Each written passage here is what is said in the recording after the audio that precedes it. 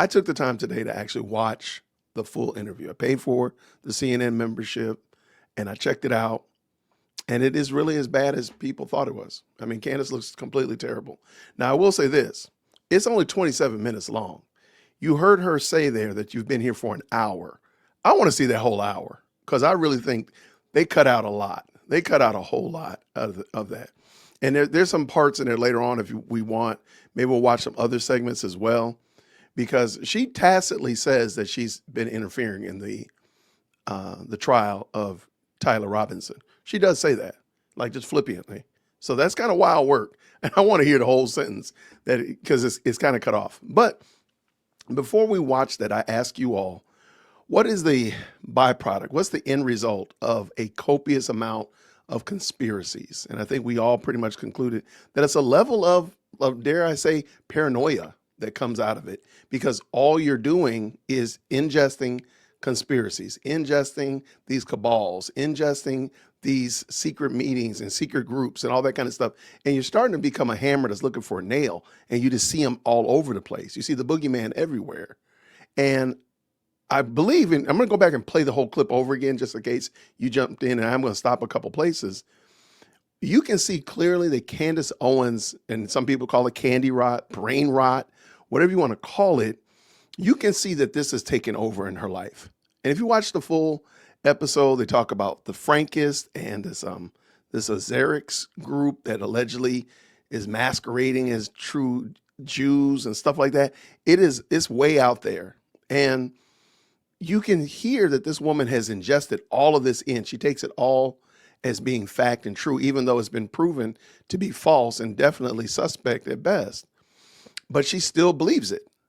She still holds on to it, and she's ready to fight you about it. So let me bring this back up, and I just want to stop. There's a couple places I just want you to look at and see where I'm getting this from, because I'm not just saying this because I don't like Candace. Some people tell me I don't like Candace. No, she's a woman that needs Christ. And as I mentioned before, I don't think that this is why she can't point somebody to the gospel.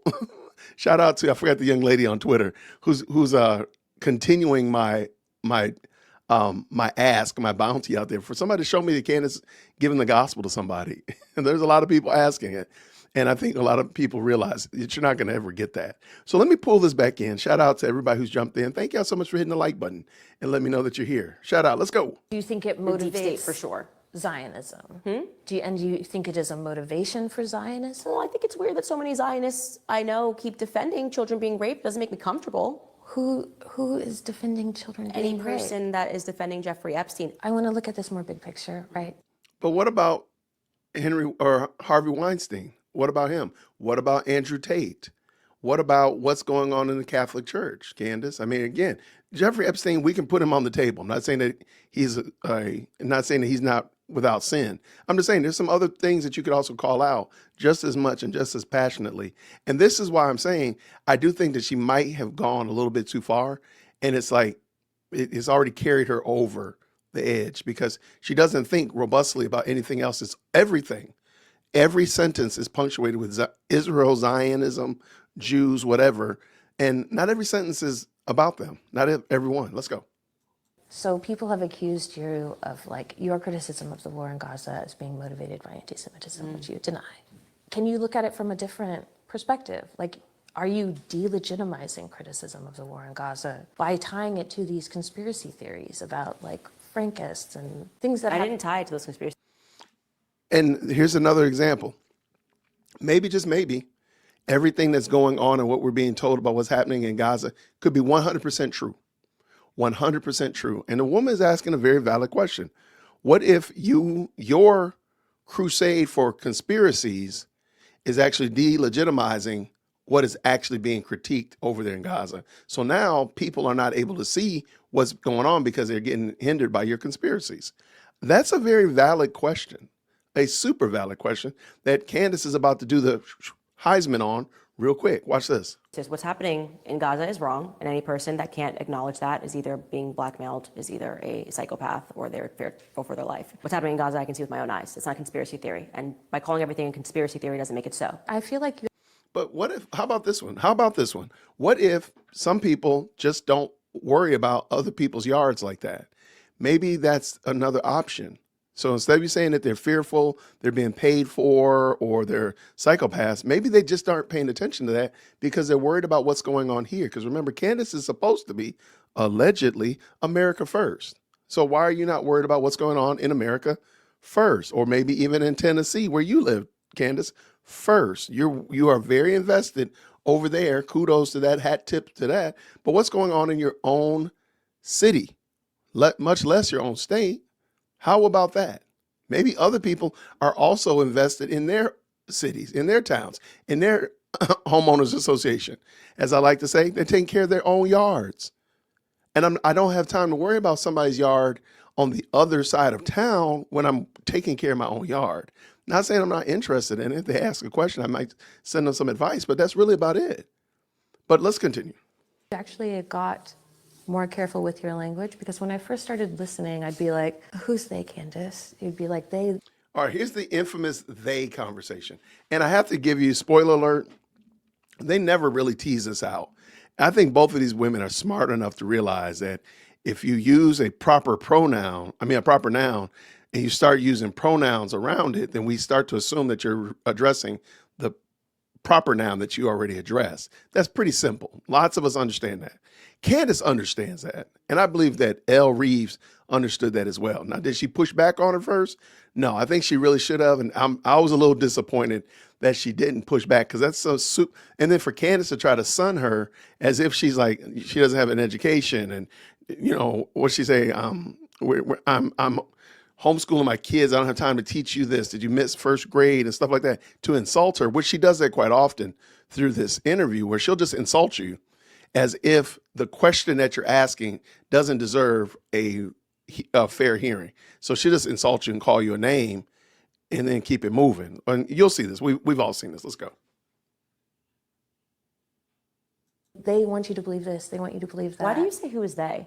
Exactly. It's a word. Like, so why do you But people I do know that? I'm not the only one, because you addressed it on one of your podcasts. You're like, you guys are always saying, who's they? Well, I mean, Israel, not Jews. No, but like, it's just, You they is a have addressed word. it. They is a word. So like, I don't need to always like say they. Like, it's just a weird, it's like, this is one of these psychology tactics where you're like, who is they? Who is they? And it's like, And this is why I say, like, she, in her book club, she reads a lot of books about psychology and the foundation of psychology, and all that stuff is well and good, and it has a place in the human discord. But instead of saying, so she really thinks that me saying they is some kind of psychological Jedi mind trick, instead of it being a grammar issue of you haven't established who the they is before you start using the pronoun. Like, it's really that simple. It's super that simple. And I really believe in my heart of hearts, Candace knows that. She just wants to, she's really trying to deflect it. She does not want that smoke, if you will, from having to answer who is the they, because we know who she's talking about. And she is the queen of implication. She's going to assume something and imply something. And then when you say she said it, I didn't say that. Just like she said here, I didn't say Jews, but you've been saying it all the other times. Stop it. Even in this bad example that she's going to use, let me back up just a little smidgen. Listen to bad example she uses. If I hit the go button. tactics where you're like, who is they? Who is they? And it's like, Because it sounds like you're saying Jews. does the word they mean Jews? When you're talking about Jews, yes. But if I'm not talking See, about there Jews, was a cut right there. There was a cut right there when she said that.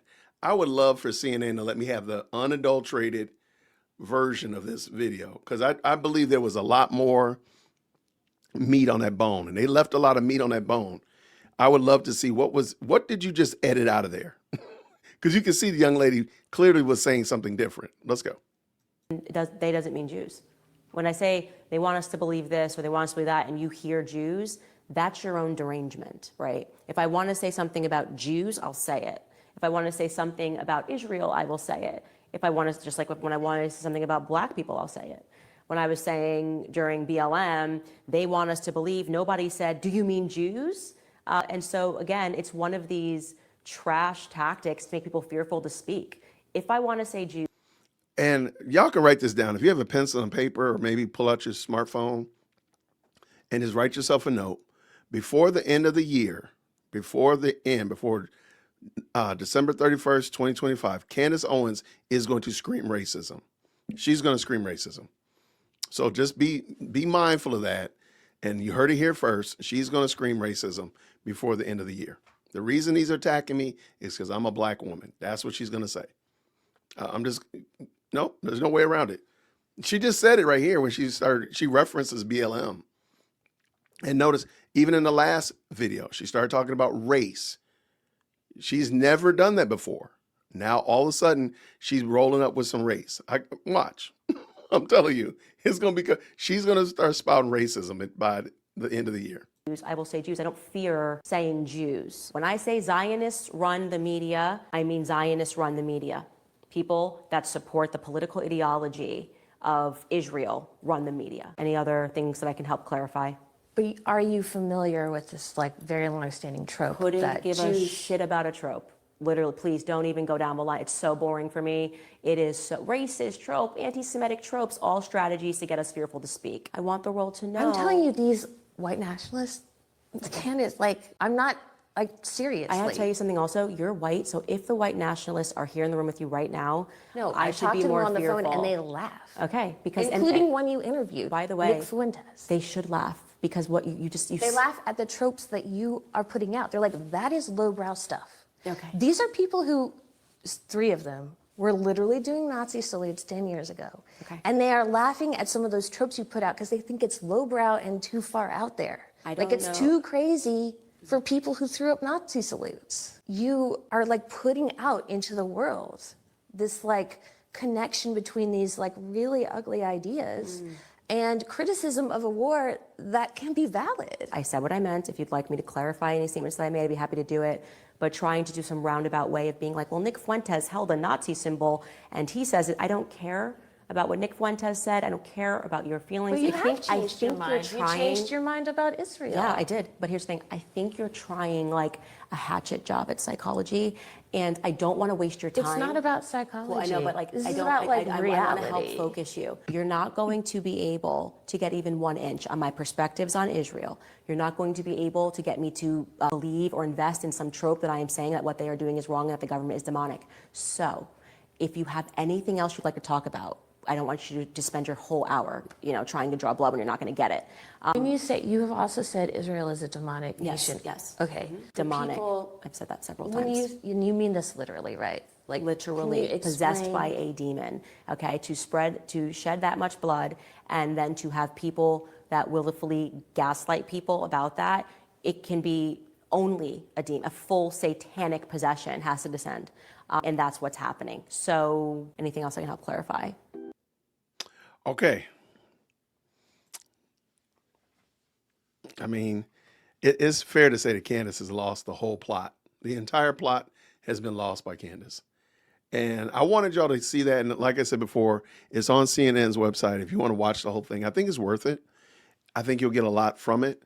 And the reason I wanted to show that clip is because I want to just show, for lack of a better term, Candace is way better when she has a polished, produced show. She does not do well in interviews. I'm realizing this now. Where there's contention, where there's a little bit of friction, where there's pushback, she doesn't do well in those. She does not do well in a adversarial situation. Now, I'm sure somebody's going to say, oh, well, here's one that she did well in. Okay, fine. But go look at the Nick Fuentes one when she was talking to him about him being married and being selfish. She looked terrible in that. Look at this one. She looked terrible in that. Whenever she's in an adversarial situation, she comes across a very arrogant, very mean girl. I saw that term show up in the chat. She comes across just like a very vindictive, mean person. And if you go watch the interview that she did with George Janko, that was a very friendly interview, super low key. There was no pushback, lots of glazing, lots of, ooh, Candace, you're so great. She came across perfect, came across like a champ. But when she has to get pushback, she doesn't do well. And I want to show you something else, just something else that's, I'm sure if you've been on Twitter, you've seen this. So let me just pull this in. And this is the infamous conversation about this interview. I think it is. Maybe we can put it on here. There we go. Okay. So this infamous interview, She said here, and I'm just going to jump to some of the high points because I want to get to it because I know her show's going to start in 15 minutes. She talks about the interview. She says, my interview with CNN, okay, it was booked before Charlie died. So that means before September 20th, September 10th, before September 10th. And it was related to my book launch. We kept the interview, which took place about 20 days after Charlie passed. So 20 days after Charlie passed, if he passed on September 10th, that would mean it would be September 30th. Okay? Thumbs up in the chat or green hearts in the chat if you agree with that math that I'm doing. If that makes sense. Like, okay, yeah, 20 days after the 10th, everybody knows that's the day that he passed away. So it would be around September 30th. If that makes sense, green hearts in the chat. Okay. It makes sense to me, so I'm a green heart myself. Okay, so let us continue. And this is just where I really think Candace, she's out over her skis, man. She's just really over her skis, and I can't pull this in without removing the other video, the other picture. Sorry about that. So we're supposed to be about September 30th, right? And this is just one of these small little nuances that Candace gets wrong so often. Maybe you should tap out of this, Candace, maybe. Watch this. Here's another clip from the CNN interview where she asked me what I mean when I say they. Please excuse my language. It was only a couple of days after Charlie was murdered, and I was not in the mood for stupid.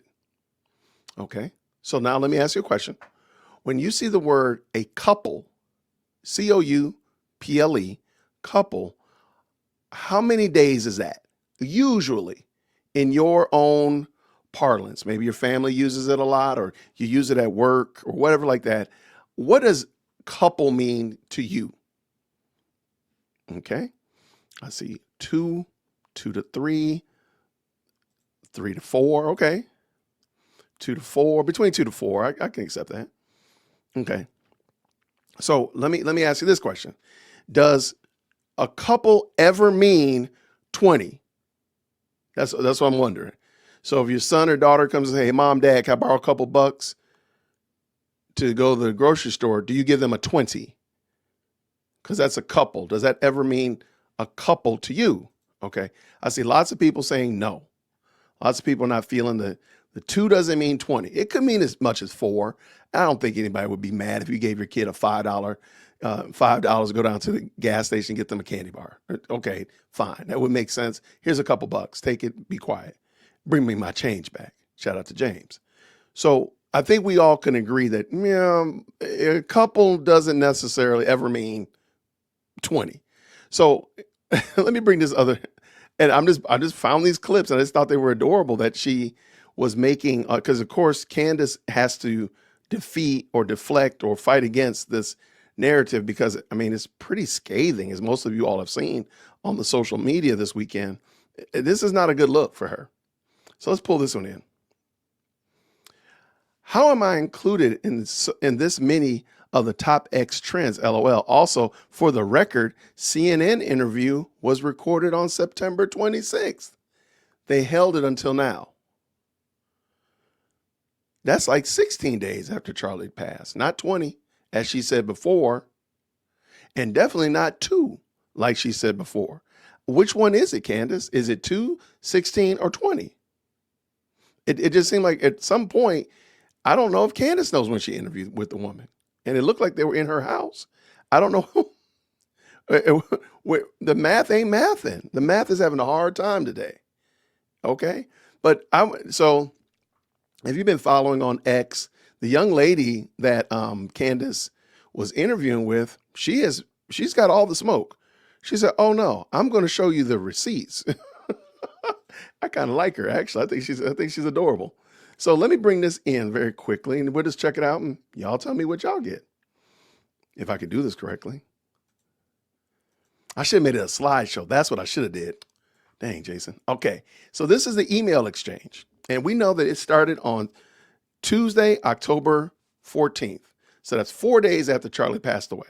I'm sorry. Wait. Pause. No, October 14th, not September 14th. So this is still well after that. Let us continue. So this is the back and forth exchange that they're having. So it looks like the first conversation that they had was on the 22nd. Please forgive me about that. Is on the 22nd in this conversation.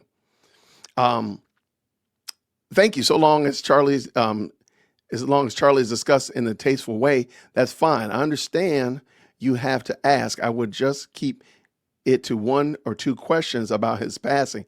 She's still mourning, so it's a sensitive topic. Now, this is, again, the L. Reeves talking to Candace's spokesperson or her agent, whomever, her representative. All right, so now we're going to continue it. Actually, I'm reading these out of order. I should have read them backwards. Sorry about that. Yes, so they're still asking about when are we going to have this interview, because you notice here, the interview date is September 26th, Candace Owens CNN interview. So that's actually, 16 days afterwards, and they're still having a conversation about it on the 22nd. So they still haven't nailed this down. So my point in bringing all this up is, and I only want to bring this up to you, and if y'all want, I'll drop them to you, or we'll put them in the candy file or whatever. But the reason I want to bring these up to you is just to show how simple little things that Candace says in order to make herself sound so engaged, sound so a part of what's going on with Charlie Kirk, only to fall flat on her face, because we can see clearly here, they still had not settled this interview, and we know what they were going to be talking about because they're discussing it here in the email. It ain't got nothing to do with the stuff that she's talking about. Now, I did find it interesting. They do at the very end of the interview mention her most recent book, Recipe for a Sandwich, or whatever she's talking about. Raise your hand if you really believe Candace makes her husband a sandwich, right? But they mention it at the very end, like in just a passing glance. The vast majority of this interview is about her conspiracies. The lion's share is about the conspiracies, as well as what's going on with Israel, Gaza, and Charlie Kirk, of course, is part of the conspiracies. But what they say, even as it regards to the white nationalism, they do a really good job of explaining why. Because Candace tries to make it sound like you sound crazy saying a black person is using white nationalist tropes as if that's like something crazy. But the woman explains where they came from, and it makes perfect sense why she's saying that about her. So it's not just she's just throwing it out there as a stopgap or try to stop conversation or stand the defense up. But no, on the contrary, she's saying it because she believes that this is what you're doing, that you're using these terms just like white nationalists use it or other problematic groups use it. And ma'am, you're getting the same results that they get. And they're looking at you like, don't you know what you're doing? And that's why they're laughing at her. So she makes a great point. Candace just didn't want to understand. I don't think she wanted to be gracious and hear her.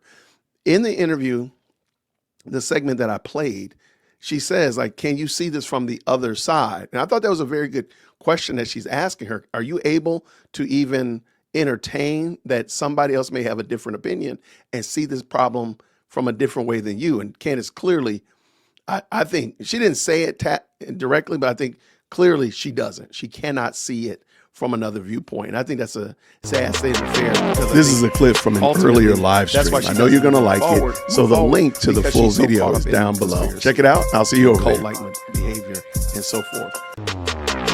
This is a clip from an earlier live stream. I know you're going to like it. So the link to the full video is down below. Check it out. I'll see you over there.